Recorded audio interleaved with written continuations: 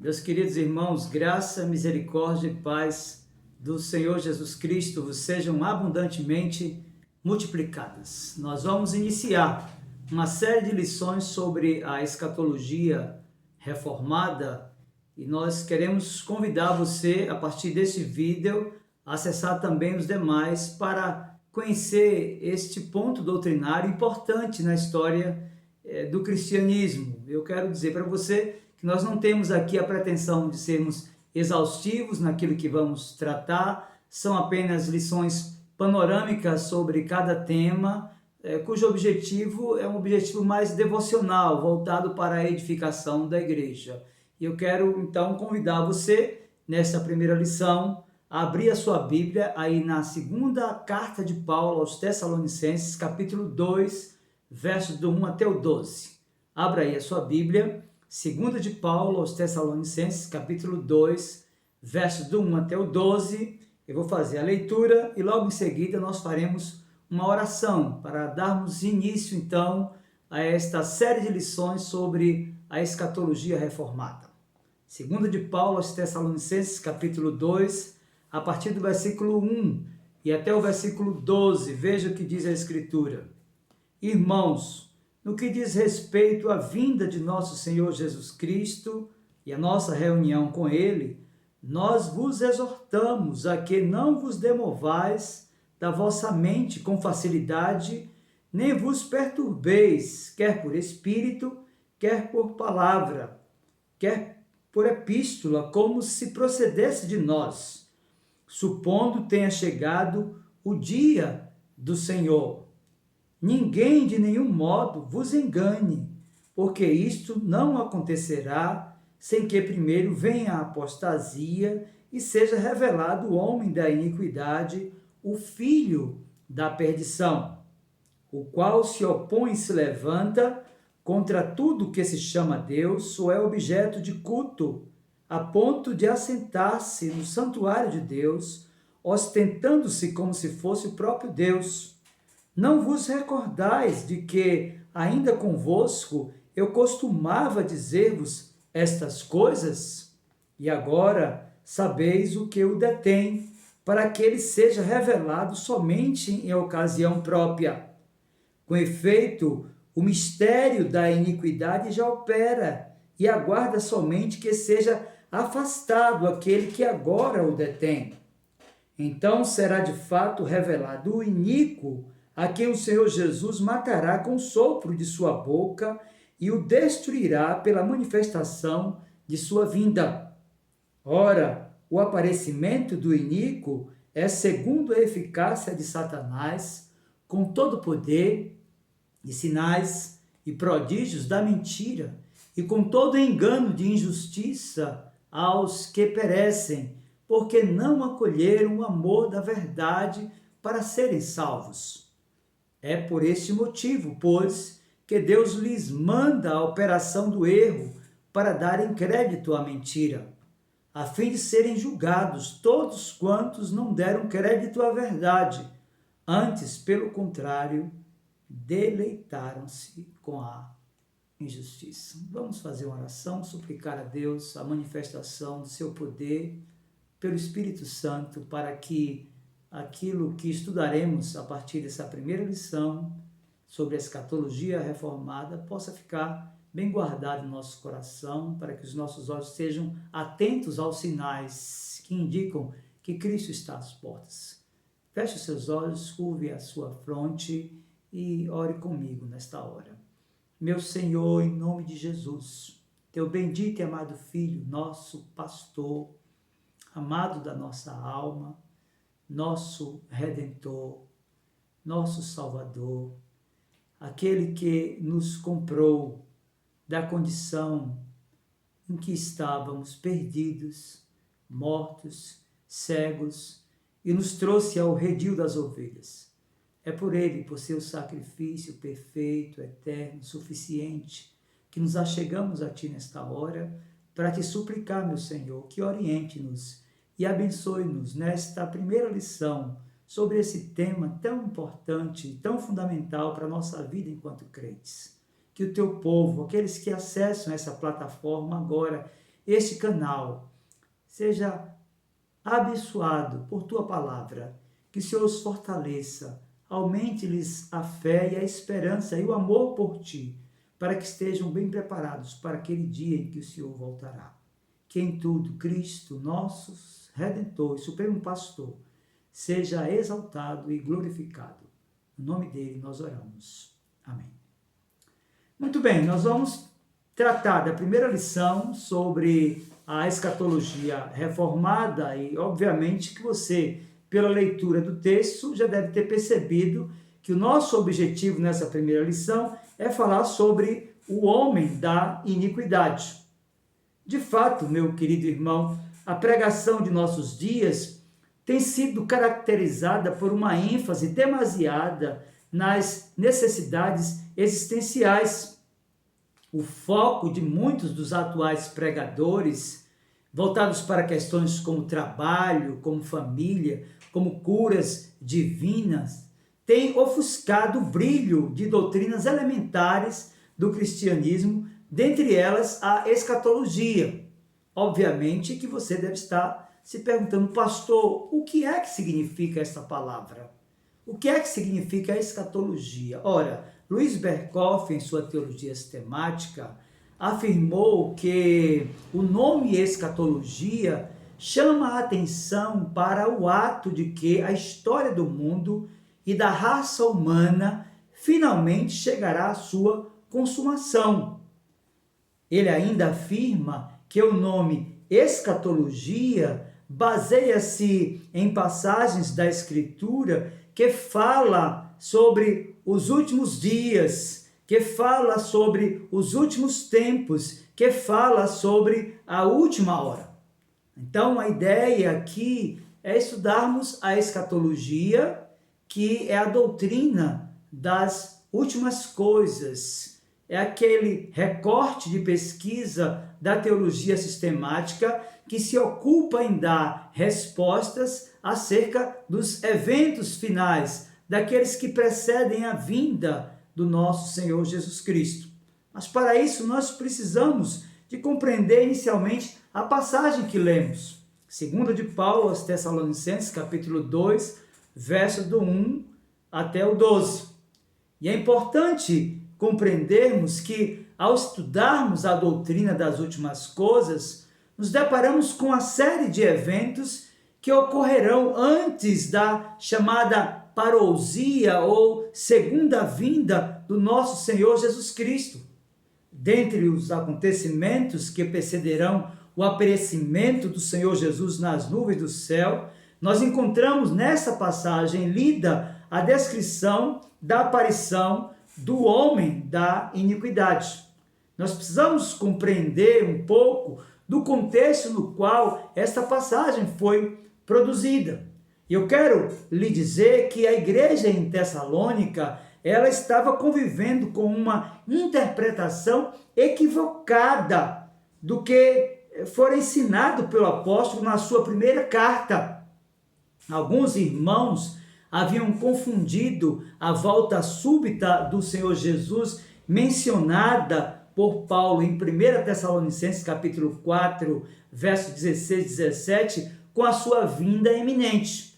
Então, para você compreender melhor o que nós vamos estudar e compreender também essa interpretação equivocada de parte daquela igreja, abra a sua Bíblia aí, na primeira de Paulo aos Tessalonicenses, capítulo número 4, veja o que ele falou nos versos 16 e 17. Ele disse assim: porquanto o Senhor mesmo, dada a sua palavra de ordem, ouvida a voz do arcanjo e ressoada a trombeta de Deus, descerá dos céus, e os mortos em Cristo ressuscitarão primeiro. Depois nós, os vivos, os que ficarmos, seremos arrebatados juntamente com eles, entre nuvens, para o encontro do Senhor nos ares, e assim estaremos para sempre com o Senhor. Então, é sobre a dúvida que foi gerada no ambiente da comunidade de Tessalônica, ou seja, uma situação gerada a partir de uma interpretação equivocada sobre a vinda de Cristo. Afinal, alguns estavam confundindo volta súbita com volta iminente, e Paulo vai tratar na segunda carta sobre esta interpretação equivocada daquilo que ele havia produzido na primeira. A partir daí, então, criou-se um grande problema doutrinário, fato que culminou na exortação do apóstolo concernente a questões que ocorrerão nos últimos dias. E ele alerta aos Tessalonicenses, veja aí o texto que nós lemos, capítulo 2, verso 2 da segunda carta, porque ele diz: a que não vos demovais da vossa mente com facilidade, nem vos perturbeis, quer por espírito, quer por palavra, quer por epístola, como se procedesse de nós, supondo tenha chegado o dia do Senhor. Perceba comigo, meu querido irmão, que Paulo os exorta a que não deixasse envolver, quer por espírito, ou seja, por novas revelações. Ele também os exorta que não se deixasse demover por palavra, ou seja, por um sermão descrevendo a segunda vinda de Cristo como sendo imediata. Ele fala também que eles não deveriam se deixar demover por epístola, e nós devemos compreender que havia uma outra carta que rondava aquela comunidade, contendo informações de que Cristo estava às portas, de que ele voltaria naqueles dias. E ele então os adverte, afirmando não ter sido escrita por ele aquela carta, chamando a atenção para o seu autógrafo. Se você abrir a sua Bíblia nesta segunda carta, lá no capítulo 3, no verso 17, Paulo faz questão de afirmar que a saudação da produção desse escrito neotestamentário é do seu próprio punho, ou seja, ratificando a tese de que esta carta aqui foi produzida por ele, não a outra. 2 Tessalonicenses capítulo 3, verso 17 diz: a saudação de próprio punho. Paulo, este é o sinal em cada epístola, assim é que eu assino. Meus queridos, esclarecidos alguns detalhes, o apóstolo passa então a descrever como se dará a segunda vinda de Cristo, anunciando inicialmente que isto não acontecerá sem que primeiro venha apostasia. Paulo faz uso do termo grego apostasia, que no vernáculo significa queda, significa caída, significa rebelião, mas aponta também para o termo revolta. William Hendrickson, discorrendo sobre esta passagem, afirma que o uso do termo apostasia aqui, sem um adjetivo adjunto, põe em realce o fato de que, de uma maneira geral, a igreja visível abandonará a fé genuína. Meus queridos, isso certamente já havia chegado como informação aos primitivos cristãos, e Paulo agora só os lembrava, pois o próprio Senhor Jesus já os havia advertido em seu sermão escatológico, e Mateus registrou isso lá no capítulo 24, verso do 10 até o 12. Veja, Mateus 24, a partir do versículo 10 e até o versículo 12, a Escritura diz assim: nesse tempo, muitos hão de se escandalizar, trair e odiar uns aos outros, levantar-se-ão muitos falsos profetas, e enganarão a muitos, e por se multiplicar a iniquidade, o amor se esfriará de quase todos. Percebe-se então, meu querido irmão, na argumentação do apóstolo, que a ideia de volta imediata é desfeita, pois ainda não tinha chegado a apostasia. Paulo segue afirmando que antes da parousia, ou seja, da segunda vinda de Cristo, algo ainda teria que acontecer, a revelação do homem da iniquidade. Veja agora em 2 Tessalonicenses capítulo 2, verso 3, o que a Escritura nos diz: ninguém de nenhum modo vos engane, porque isto não acontecerá sem que primeiro venha a apostasia e seja revelado o homem da iniquidade, o filho da perdição. Meus queridos, nós precisamos agora, já que tomamos posse dessa informação, que Cristo não voltará enquanto o homem da iniquidade, o filho da perdição, se revelar, compreendermos e aprendermos algumas características desse homem da iniquidade. E é importante compreendermos que o homem da iniquidade não deve ser identificado com Satanás.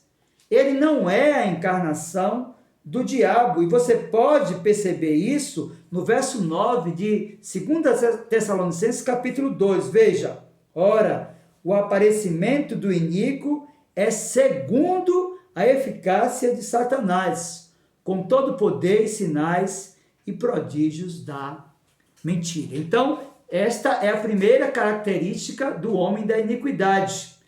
Ele não deve ser identificado com Satanás. É uma figura escatológica à parte.